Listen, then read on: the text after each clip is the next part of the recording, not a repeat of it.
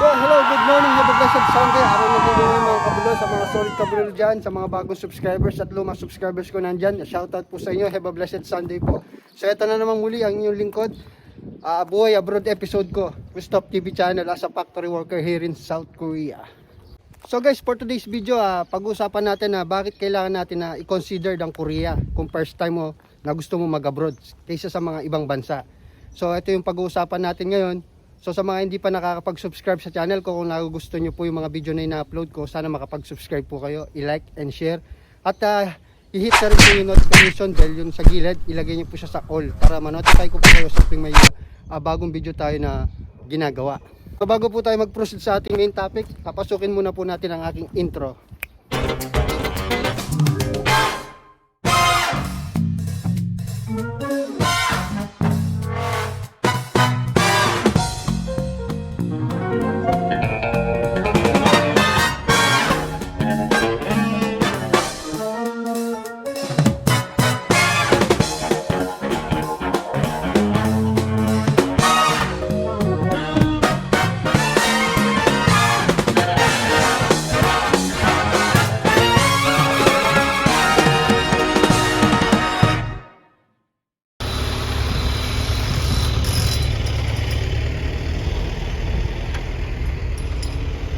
So, tinapon lang nila yung refrigerator dito. Ang mga Koreano kapag luma, especially pag bagong taon sa Lasol, pinapalitan lahat nila yung mga gamit nila. Bago pa oh. Kung sa Pilipinas lang yan, naku, may kumuha na dyan. Ito, hanap lang tayo ng magandang pwesto para ma-share ko sa inyo kung ano yung ibig ko sabihin sa sinabi ko na kailangan natin i-consider yung South Korea kung gusto natin makapag-abroad at gusto natin mabigyan ng magandang kinabukasan na 100% ang ating pamilya.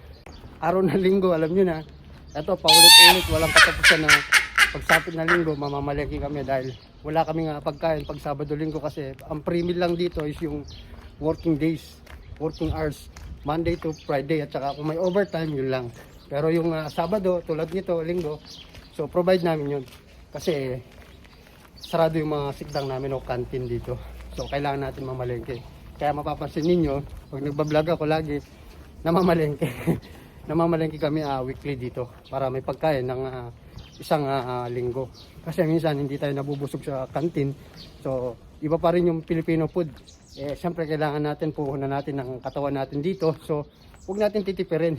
Puhunan ng katawan natin dito sa abroad, bawal magkasakit. Dahil pagka nagkasakit ka, kawawa ka. Malayo ka sa pamilya, walang mag-aalaga sa'yo. So hanap lang tayo ng magandang mapupestuhan mga kabulon.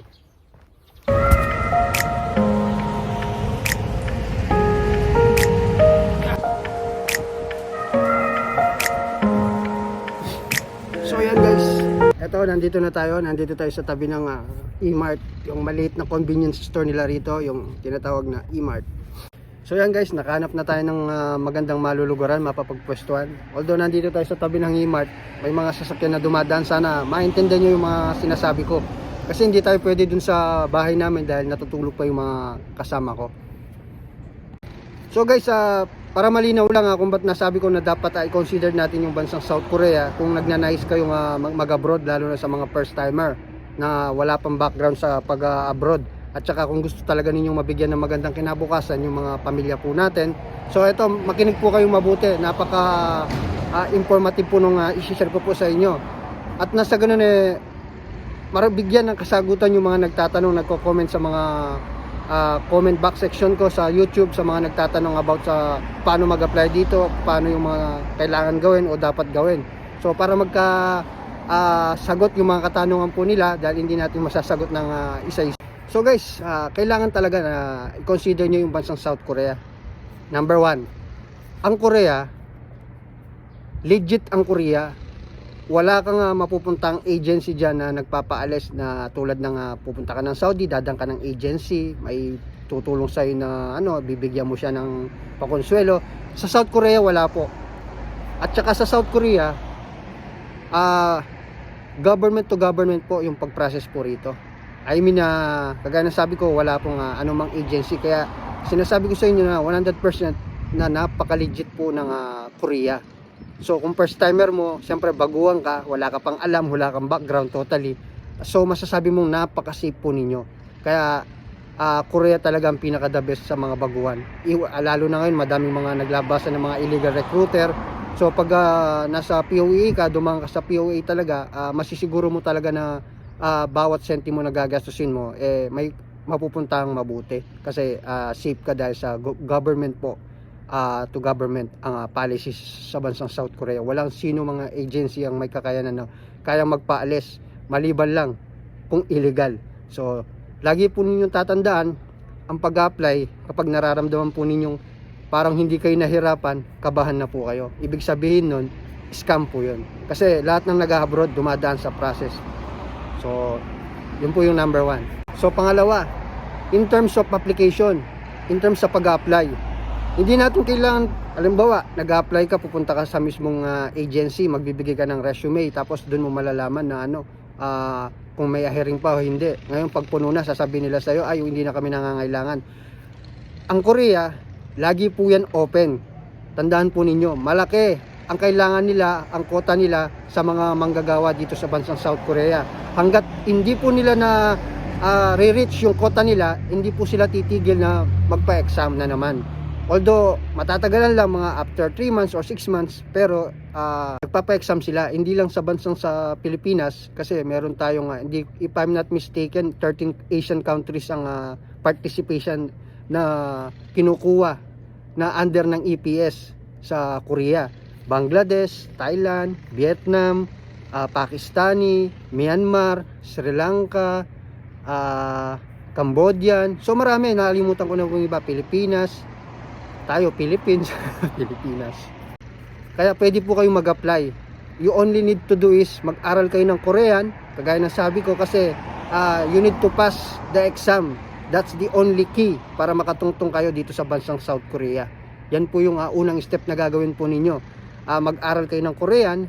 After nag-aral kayo ng Korean, mag-check kayo time to time sa website ng POEA. Doon yung malalaman kung kailan yung date ng registration, kasi kailangan nyo mag-registration mag-sign ng registration sa kanila, gumawa ng sarili yung account, yung eps.gov.ph, kasi doon nyo malalaman, doon nila pino-forward yung mga information about sa inyo. Yun yung parang pinaka-resume mo sa kanila. So naiintindihan nyo ba yung sinasabi ko? Para nang sa ganun, kung halimbawa mayroon ng date of exam, yung registration number mo, may picture ka doon, yun yung magiging identification mo. Hindi ka makakapag-take ng exam kung hindi ka magre-register sa kanila. So malinaw po yun mga kabulol. So kailangan nyo magpa-register kapag nag-schooling na kayo, magpa-register kayo, and then after na registration, scheduling for exam na. Yun po yung process sa pag-apply dito sa South Korea. Pag hindi ka dumaan sa mga ganitong proseso, scam po yan mga kabulol. Pangatlo, kaya nasabi ko dapat mong i-consider yung Korea sa mga gusto mong matupad na mga pangarap mo. Alam naman natin ang bansang South Korea, isa sa mga pinakamalaking pasahod dito sa mga factory worker o manggagawang dayuhan na nagtatrabaho rito. Nakikita nyo naman, starting 80k up to 120, up to 150. So totoo po yun, legit po yun. Kaya kung nagkautang ka man sa Pilipinas, basta malinaw lang na nagpa-process ka na ng mga papel mo, okay lang. Kasi may pagkakataon ka para bayaran mo yung mga nautang mo. Talagang makakapag-ipon ka rito. Unlike sa ibang bansa na sinasabi ko, tulad ng, hindi ko naman minamalit kasi tulad natin na hindi naman tayo degree holder, hindi naman tayo professional, hindi tayo college graduate tulad ng iba. So yung sinasahod natin dito mas malaki pa sa kanila kung tutuusin. Sipin mo nga naman sa isang buwan magsipag ka lang, sumasahod ka ng 120 pataas, 1,000 pesos or 130, 150 depende kung malakas yung company po ninyo. Ang pinakamababang sahod dito yung basic mo, hindi ka sasahod dito ng 50k pababa. Kaya sinasabi ko na i-consider ninyo yung bansang South Korea, lalo na first time kayo na pagtatrabahuhan nyo. Kasi mahirap mag-ibang bansa. Tulad ng mapupunta ka sa bansang mababa ang pasahod, pagod ka, tapos gugugol ka pa ng ilang taon. Dito, kung masipag ka, talagang kaya mo rin, desidido ka talaga, yung 5 taon mo pwede na. Kung talagang gustong-gusto mo nang umuwi, yung 5 taon mo makakaipon ka na. Baka kapag umpisa ka na ng maliit na negosyo, nasa sayo kung paano mo palaguin, mga kabulong. Pangapat, ang pag-apply dito sa South Korea, walang placement fee.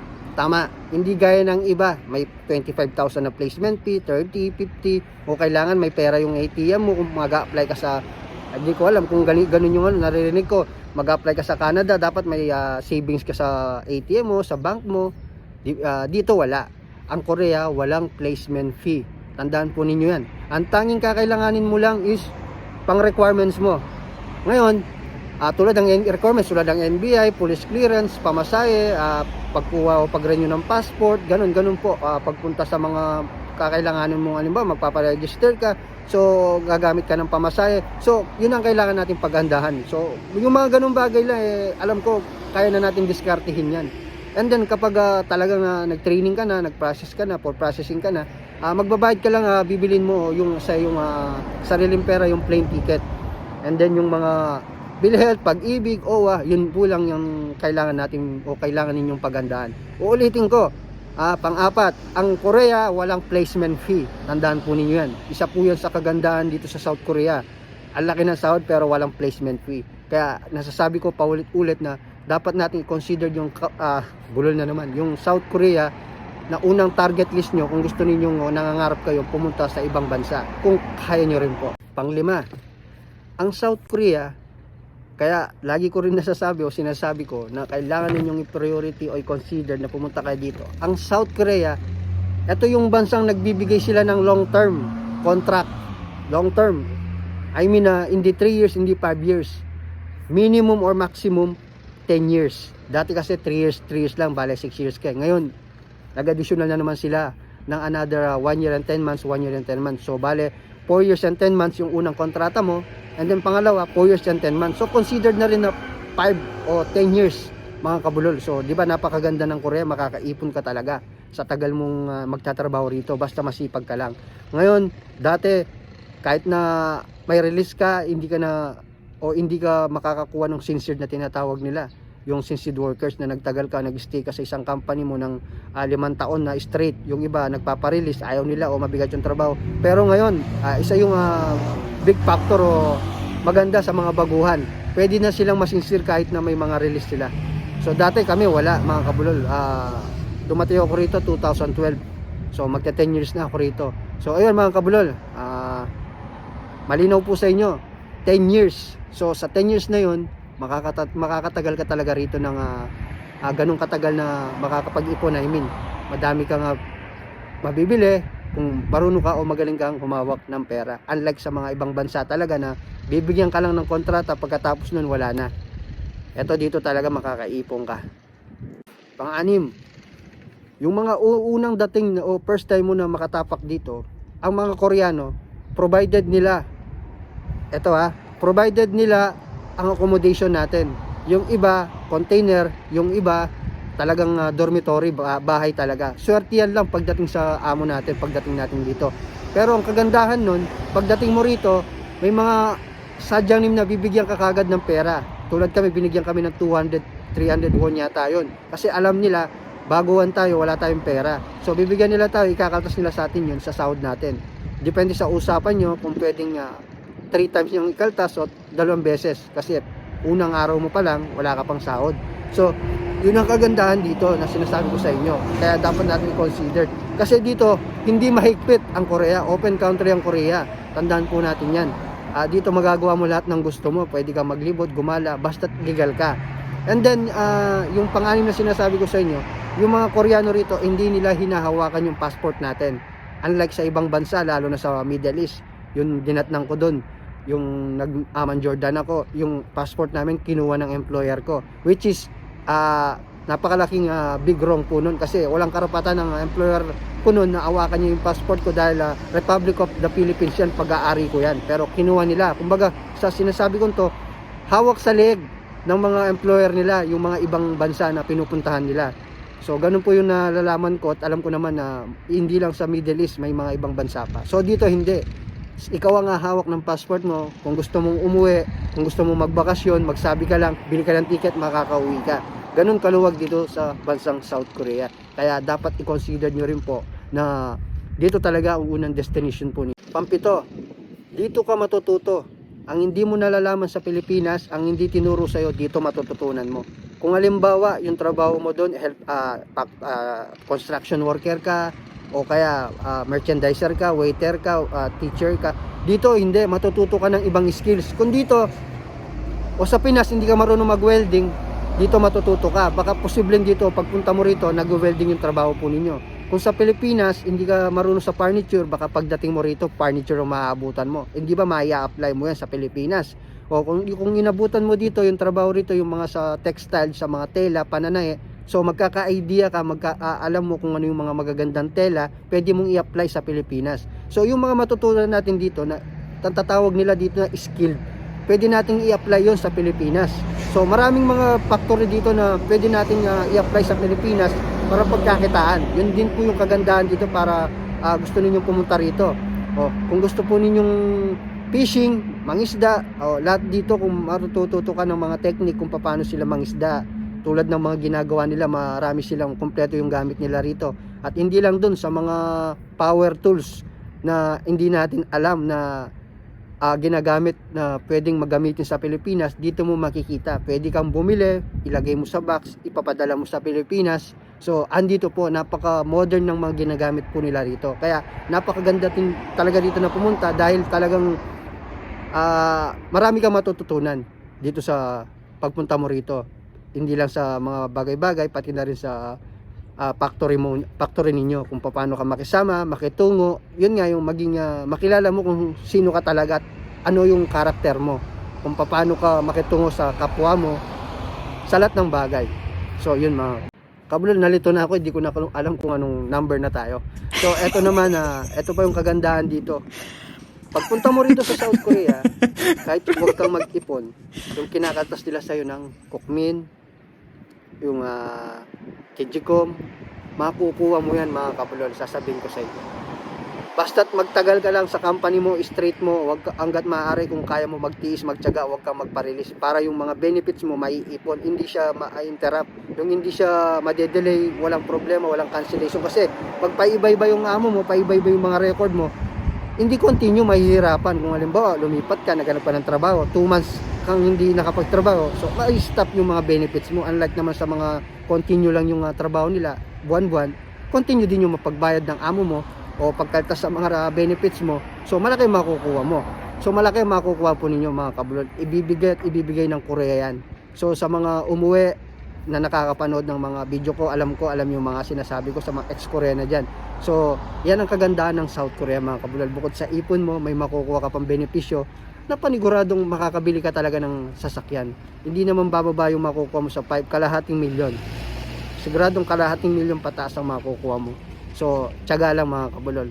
Kaya sinishare ko yung mga ganitong bagay para naman mabigyan kayo ng idea, mabigyan kayo ng motivation, ma-inspired kayo na sa dami ng mga pagsubok na ginagawa po ninyo dyan sa Pilipinas para lang makapunta rito, pagdating ng araw masasabi nyo sa sarili nyo, worth it lahat ng pagod, hirap, sakripisyo, gastos, oras na pinagdaanan po ninyo. Talagang ganyan na nasa una ang kahirapan mga kabulol. Siya nga pala guys, gusto ko palang kunin yung oras na to para i-shoutout yung ating solid kabulol na si Nurski. Kuya, pa shoutout po, pangarap ko din makapagtrabaho dyan. Sa ngayon 19 pa lang ako, pero sa self-study mag-aaral Korean language. Pag marunong na po ako magbasa, makakaintindi, take ako ng exam, sana pala rin ako. Yan po ang sabi ng ating solid na viewers na si Nurski. Mega love shoutout po sa iyo, special shoutout sa iyo. Stay safe lang at saka sabag dito. Tiwala lang po at dasal. Kung nakaya ng iba, kaya nyo rin po. So shoutout po sa inyo, Ma'am, Sir, Ma'am ba ito o Sir Nurski. Shoutout na rin kay Francis Pombuena. Pa-shoutout po, Boss Christoph. God bless po and more vlog to come. Keep safe always. Salamat din po sa iyo. Special shoutout sa iyo, Francil Pombuena. So yan mga kabulol, lagi nyo pong tatandaan, kahit suntok sa buwan, alam natin na napakahirap. So isipin nyo, pero posible. Lahat ng pagsubok, lahat ng kahirapan, lahat ng sakripisyo, lagi nasa una yan. Kapag nalampasan natin yan, pagdating ng araw, tatawanan na lang natin o sasabihin natin sa sarili natin na kaya natin. Tandaan po ninyo, ang isang tagumpay ng isang tao o mga tawag dito, mga successful na mga businessman. Hindi sila naging businessman o hindi sila naging successful nang hindi sila dumaan sa mga pagsubok at tinding challenges sa buhay po nila. So lagi niyong iisipin, kahit na napakahirap, lagi yan posible. Pwede natin gawin yan. So nasa mindset lang po natin yan. So ilang mga kablol, magkita-kita tayo muli sa muling gagawin kong video. So ito na naman po muli sa Christoph TV channel, now signing off. So mamamalengke na tayo, baka uulan pa, kukunin ko na naman yung nakasampay ko. Lagi na lang ako nagsasampay. So yun, naglaba ko kanina, kung mapapansin niyo yung intro ko, naglaba tayo, tapos dinerecho tayo sa pamamalengke. Tapos mamaya makikipag-video call tayo sa mga anak ko, asawa ko. So yan, umiikot yung buhay namin dito sa South Korea. Trabaho, higa, tulog, trabaho, higa, kain, tulog. So yun lang po mga kablog. So again mga kablog, stay safe po, lagi kayong mag-iingat, lagi nyo pong tatandaan. Mahirap man, suntok man sa buwan, pero lagi nyo so ang kahirapan, ang sakripisyo, ang mga pagsubok, lagi nasa una yan. Pag nalampasan mo yan, paniguradong tatawanan mo lang ang mga pinagdaanan. So yan lang ang buhay. Kaya dapat marunong tayong tumingin sa mga bagay-bagay na posible at positibo. Huwag sa mga negatibo at puro reklamo. Tandaan po natin. Kung gusto mo may paraan, pag ayaw mo may daan. So yun lang mga kablog. Kita-kita tayong muli sa gagawin kong video. See you next vlog. Annyeonghaseyo.